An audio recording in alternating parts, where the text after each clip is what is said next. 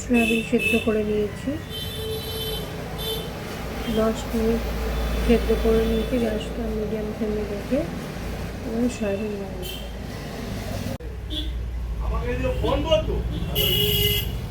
সয়াবিনগুলো আলু কেটে নিয়েছি ডুমো ডুমো করে। তেল গরম করে নিয়েছি, কড়াই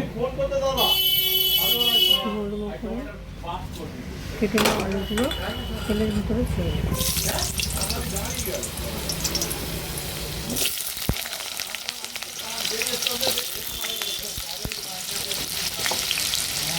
পাঁচ মিনিট গ্যাসটা মেখে রেখে আলুটাকে ভেজে দেবো।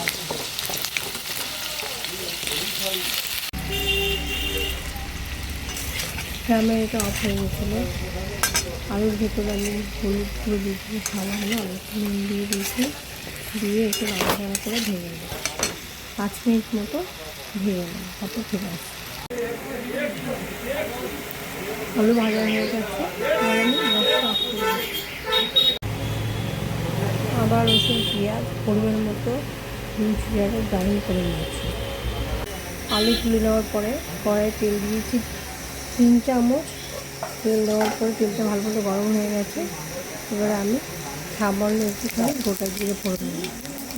এবার একটা পেঁয়াজ কুচি করে নিয়েছি, পেঁয়াজ কুচিটা তেলের ভিতরে দিয়ে দিলাম।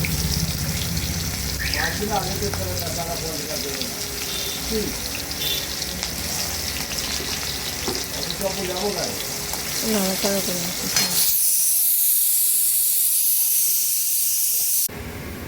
পেঁয়াজের ভিতরে 1 চামচ হলুদ গুঁড়ো দিয়ে দিলাম, তাহলে কালারটা ভালো হবে। পেঁয়াজের সঙ্গে ভেজে দেবেন।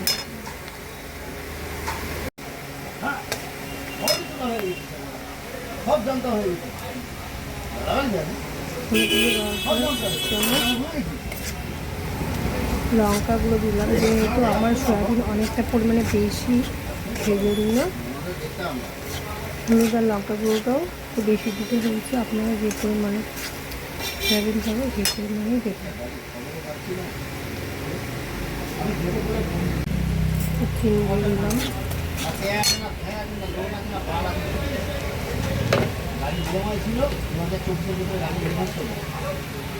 পরিমাণ মতো নুন দিয়ে দিলাম,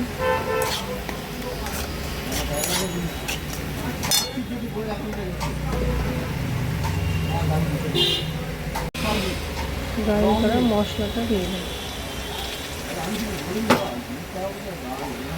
এবার গ্যাস বাড়িয়ে ভালো করে মশলাটার জলটা কষে নেব। মশলাটা কষে নেব।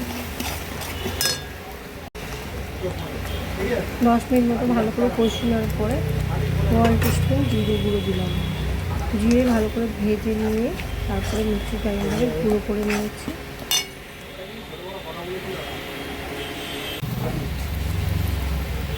1 চামচ ধনে গুঁড়ো দিলাম, তারপরে ভালো করে কষিয়ে নিচ্ছি। গ্যাসটা লো টু মিডিয়াম ফ্লেমে রেখেছি।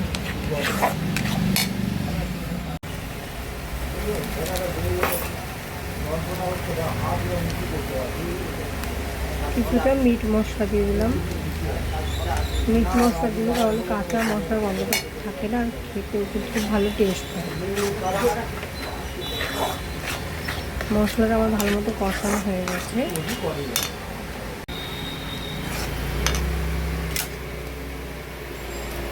কষানো মশলার ভেতরে সয়াবিনটা দিয়ে দিচ্ছি, সিদ্ধ করা সয়াবিন। আপনারা চাইলে হালকা ভেজে নিতে পারেন, কিন্তু আমি এইভাবে রান্না করি, খেতে কিন্তু অসাধারণ টেস্ট হয়।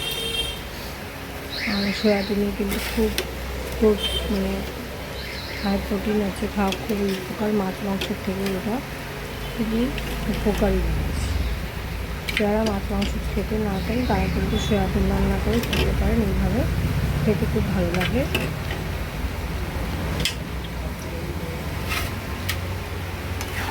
ভালো করে কষিয়ে নিচ্ছি। ভেজে রাখা আলুটাও দিয়ে দিলাম।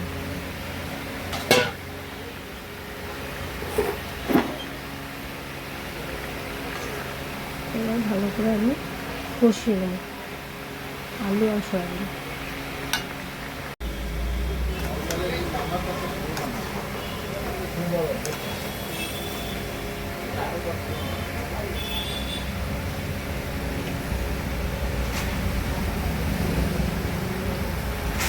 সয়াবিনটা ভালো মতো কষানো হয়ে গেছে 10 মিনিট মতো।